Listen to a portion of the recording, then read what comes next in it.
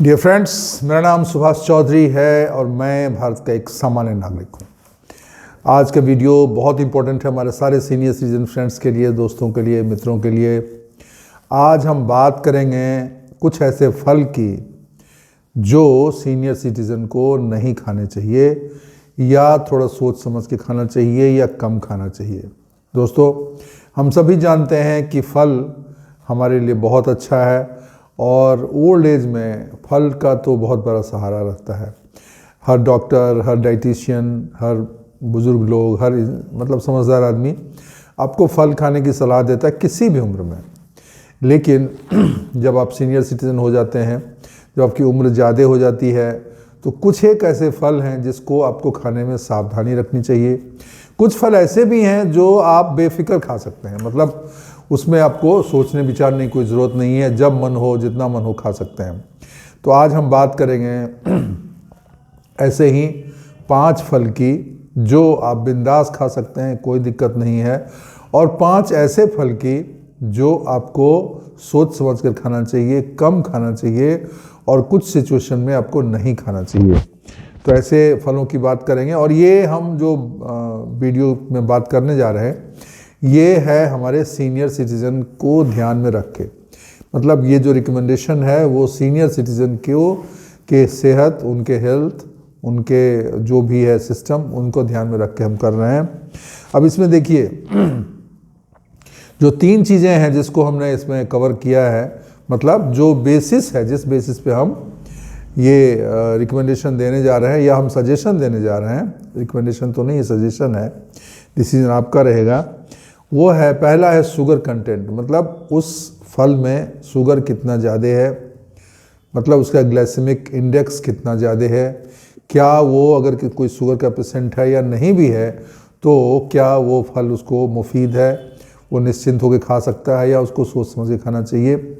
दूसरी चीज़ है nutrient density, मतलब उसमें सब विटामिन, उसमें मिनरल्स, उसमें प्रोटीन या जो ज़रूरी चीज़ें हैं वो क्या सीनियर सिटीजन को चाहिए, क्या उनके लिए उपयोगी है या कम उपयोगी है, और किस में ज़्यादा न्यूट्रिएंट्स है। बिकॉज कुछ फल ऐसे होते हैं जिसमें कि विटामिन्स रहते हैं, ज़्यादा प्रोटीन रहते हैं, कुछ में मिनरल्स रहते हैं। तो हमें ऐसा फल की बात हम करेंगे जिसमें कि काफ़ी सारा मिनरल्स और न्यूट्रिएंट्स हों। तो ये दूसरा हो गया। और तीसरा पॉइंट है कि उसका डाइजेस्टिव सिस्टम पे क्या फ़र्क पड़ता है, मतलब ईजिली डाइजेस्टेबल है, उसमें फाइबर सफिशिएंट मात्रा में रहता है, जो हमारे सीनियर सिटीजन के लिए 2 चीज़ें बहुत ज़रूरी होती हैं। क्योंकि ओल्ड एज में आप जानते हैं डाइजेशन वीक हो जाता है, चीज़ें इतनी जल्दी आसानी से नहीं पचती हैं।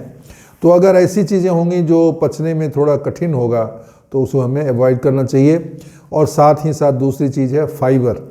फाइबर अगर फ्रूट में ज़्यादा है तो आपको पचने में तो आसानी होती है, उसके अलावा आपको कॉन्स्टिपेशन और इस तरह की समस्याओं से आपको निजात मिलता है, प्रॉब्लम नहीं होती है। तो पहले हम बात करते हैं ऐसे 5 फल की जो आपके लिए अच्छा है, जो आप निश्चिंत रूप से खा सकते हैं, कोई टेंशन नहीं और बेफिक्र होकर खाइए। ऐसे 5 फल, उसमें सबसे पहला है आंवला। आंवले का मौसम आजकल आया हुआ है और मार्केट में भर भर के आंवला मिल रहा है, जिसको हम लोग इंग्लिश में गूसबेरी कहते हैं। ये आंवला जो है ना, विटामिन सी का भंडार है। इसमें इतना ज़्यादा विटामिन सी रहता है कि सिर्फ अगर आंवला खा लेते हैं तो आपको विटामिन सी की कमी कभी होगी नहीं। दूसरी चीज़ है, इसमें एंटीऑक्सीडेंट्स बहुत ज़्यादा अच्छे क्वांटिटी में रहते हैं। फ्लेवोनॉइड होता है जो कि आपके मेमोरी और आपके ब्रेन पावर को स्ट्रॉन्ग करता है। ओल्ड एज में मेमोरी का बहुत प्रॉब्लम है, आदमी भूलने लगता है, याद नहीं रहता है, या उसको रिकॉग्निशन की कॉग्निटिव प्रॉब्लम हो जाती है, पहचानने की दिक्कत हो जाती है। तो इन चीज़ों के लिए ये आंवला जो है बहुत उपयोगी है। और ये आपका इम्यूनिटी को बहुत इम्प्रूव करता है। आप जानते होंगे, खाते भी होंगे, च्यवनप्राश की मैं बात करता हूँ। तो च्यवनप्राश को जो मार्केट में बेचा जाता है वो यही कह के कि आपकी इम्यूनिटी को बढ़ाता है, और च्यवनप्राश में मुख्य तत्व आंवला होता है। तो आंवला को as a booster, as a health booster, as a immunity booster उसको माना जाता है। तो इसीलिए आंवला आप आराम से खा सकते हैं। इसमें शुगर कंटेंट ऑलमोस्ट नील होता है, इसमें कुछ शुगर कंटेंट नहीं होता है। अगर आपको खाने में थोड़ी सी कसैला लगे तो थोड़ा सा शहद मिला के या चटनी के रूप में बहुत तरह के आप खा सकते हैं। आंवला का मुरब्बा भी मिलता है, उसमें चीनी थोड़ा रहता है, लेकिन आप जैसे आंवला को थोड़ा काट के टुकड़े टुकड़े और मिक्सी में ब्लेंड करके पानी के साथ भी ले सकते हैं, चाहे तो वो लिक्विड हो गया। या आंवला की चटनी बना सकते हैं, उसमें थोड़ा सा और कुछ डाल सकते हैं, मसाला वसाला। तो ये आंवला जो है ना आपके लिए बहुत ज़रूरी है, बहुत अच्छा है, निश्चित रूप से खाइए। दूसरा फल जो है जो कि बढ़िया और ज़रूर खाना चाहिए वो है जामुन। जामुन हमेशा नहीं होता है, कुछ लिमिटेड मंथ के लिए आता है, कुछ महीनों के लिए आता है, लेकिन जामुन जो है ना वो आपके डायबिटीज़ के लिए बहुत ही अच्छा है। जामुन में डायबिटीज़ होने का, डायबिटीज़ को कम करता है। एक्चुअली इसको बोला जाता है नेचुरल इंसुलिन बोला जाता है, क्योंकि डायबिटीज़ अगर आपको है, किसी को भी है, सीनियर सिटीजन को है या किसी को भी है, तो उसके लिए जामुन बहुत अच्छा है। जामुन में एक तत्व होता है जिसको कहते हैं जैम्बोलिन, और जैम्बोलिन का क्या है, स्टार्च को शुगर में कन्वर्ट करने में के प्रोसेस को थोड़ा डिले करता है। मतलब अगर स्टार्च है वो शुगर में कन्वर्ट होगा तो जो तेज़ी से होता है उसको स्पीड को स्लो कर देता है। स्लो कर देता है, इसका क्या फ़ायदा होता है बताइए?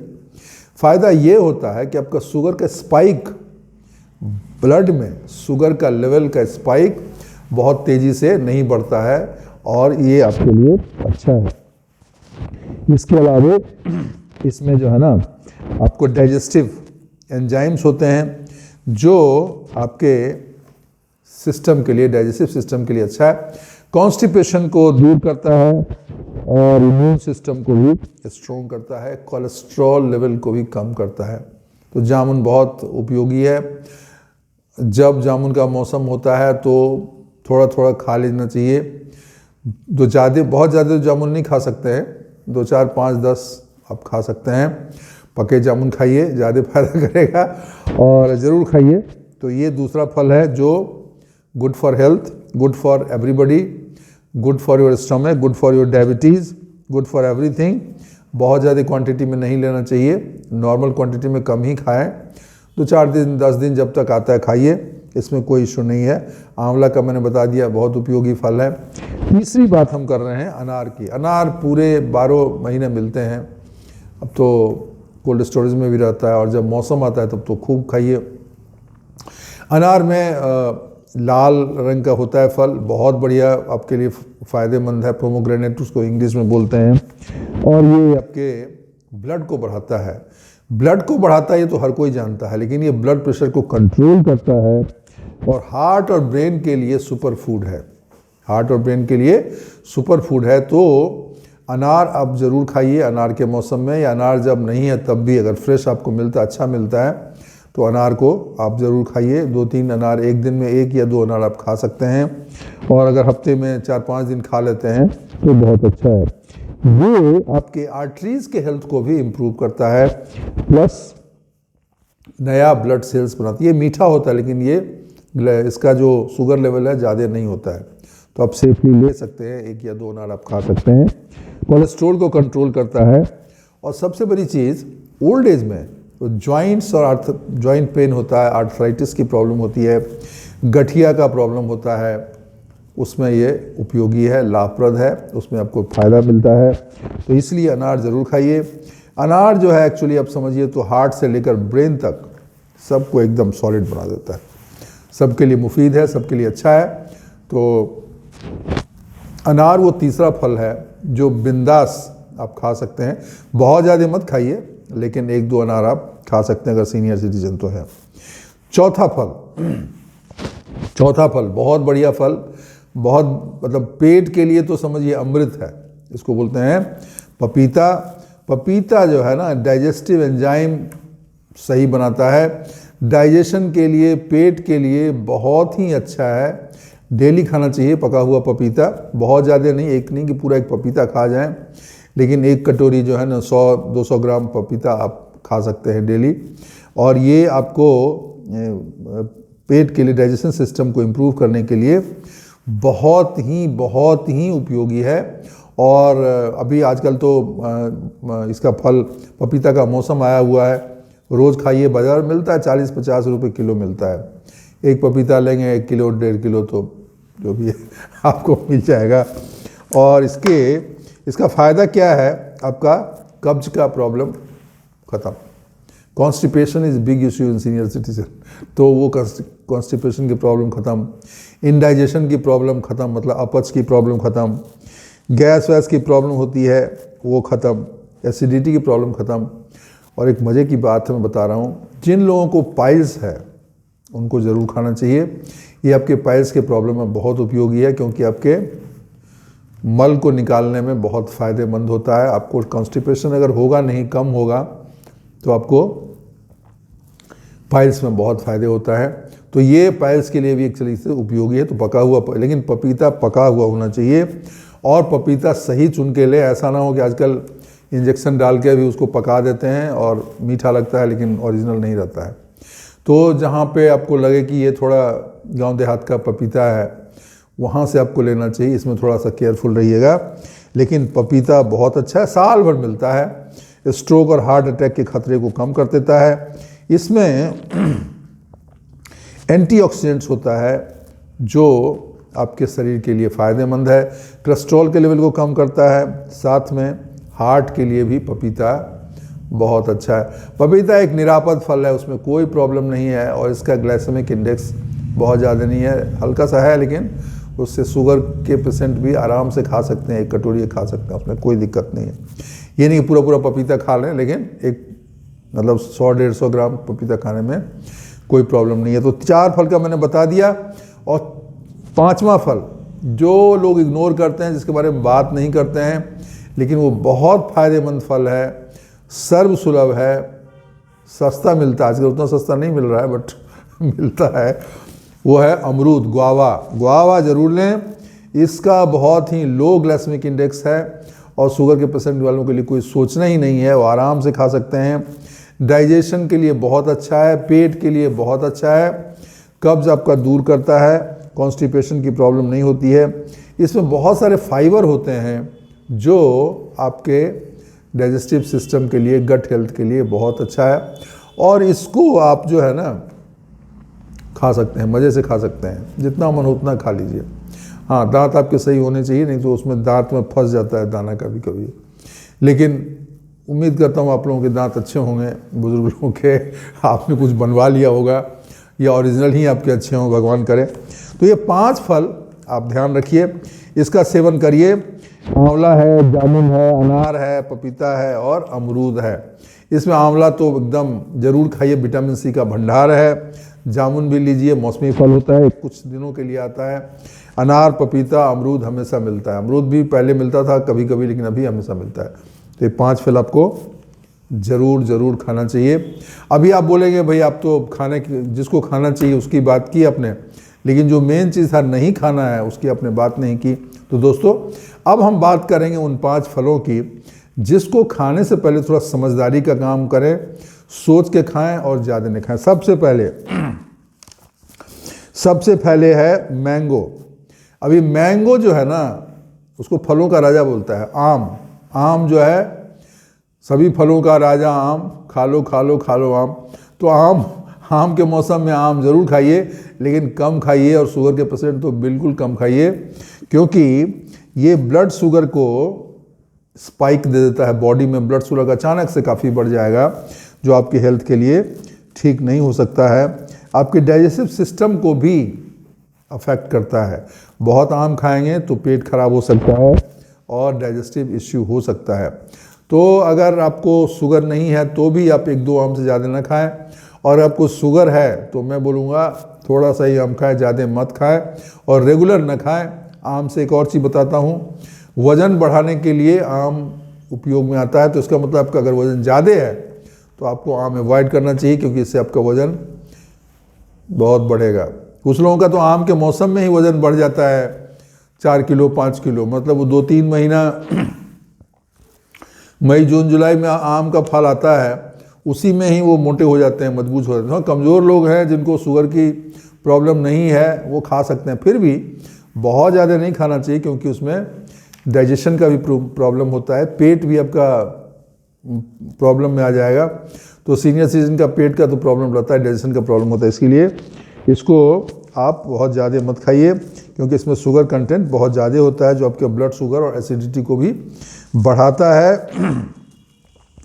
आम खाली पेट न खाएं, थोड़ा पहले कुछ खा लें तब आम खाएं। और जनरली रात को अवॉइड कीजिए। रात को इसलिए अवॉइड करिए कि शुगर लेवल अगर रात को बहुत बढ़ गया तो प्रॉब्लम हो जाए, क्योंकि रात को आप सोने जाओगे आम खा गए तो फिर शुगर लेवल बढ़ जाएगा तो प्रॉब्लम हो जाएगी। दूसरी चीज़ है चीकू, इसको बोलते हैं नेचुरल कैंडी। इसमें शुगर लेवल बहुत ज़्यादा होता है, इसको भी हमें सीनियर सिटीजन को अवॉइड करना चाहिए, या बहुत कम खाएं या ना खाएं। तो इसमें शुगर का कंटेंट ज़्यादा जाता है और इसको खाने से डायबिटीज़ और वेट, जिनका वज़न ज़्यादा है उनके लिए डेंजरस है, उनके लिए खतरा है। तो चीकू का सेवन भी आप अवॉइड करें, ना लें या बहुत कम लें, कभी कभार लें, वो ठीक है। तो आम तो मेजर हमने बता दिया। जो लोग आम के शौकीन लोगों को आम खाने का बहुत मन होता है, मैं भी बहुत खाता हूँ आम, लेकिन आम खाएंगे तो फिर मोटे भी हो जाएंगे और शुगर की प्रॉब्लम है तो आपका प्रॉब्लम हो सकता है, डाइजेशन की प्रॉब्लम। तो दो चीज़ें हो गई। तीसरी है लीची। लीची में भी वही प्रॉब्लम है कि इसमें शुगर कंटेंट बहुत ज़्यादा होता है और पेट के लिए अगर बहुत लीची खा लिया तो पेट में प्रॉब्लम होगी, इंडाइजेशन की प्रॉब्लम हो सकती है और भी समस्याएं हो सकती हैं। लीची सिर्फ 1 महीने के लिए, आम के समय में ही आता है, लेकिन 1-2 महीने, 1 महीने 2 महीने भी नहीं रहता है, बहुत कम समय के लिए होता है। 2-4 लीची ठीक है, लेकिन अभी पूरा झुआ लेके आप बैठ गए आधा किलो 1 किलो तो फिर प्रॉब्लम है। क्योंकि लीची का क्या है, अगर मीठा लीची है तो अगर 1-2 लीची खाए तो फिर और भी खाने की आपको इच्छा होती है, तो आप फिर खाते जाते हो, गुठली हटाते जाते हो और मीठा स्वादिष्ट लगता है तो एक इंटेंशन होता है, फिर आदमी को खाता ही रहता है। तो इसके लिए थोड़ा ज़्यादा मत खाएं, गिन के खाएं, 5-7 खाया ठीक है, लेकिन अगर 100-200 खा लिया लीची तो फिर प्रॉब्लम है। शुगर का तो प्रॉब्लम है कि उसमें शुगर कंटेंट ज़्यादा होता है, उसके साथ इसमें पेट का भी प्रॉब्लम हो सकता है अगर बहुत ज़्यादा लीची आपने खा लिया तो लीची को भी आप जो है कम क्वांटिटी में खाएं और बहुत ज़्यादा ना खाएं। तो 3 हो गया। और चौथा चीज़ है तरबूज।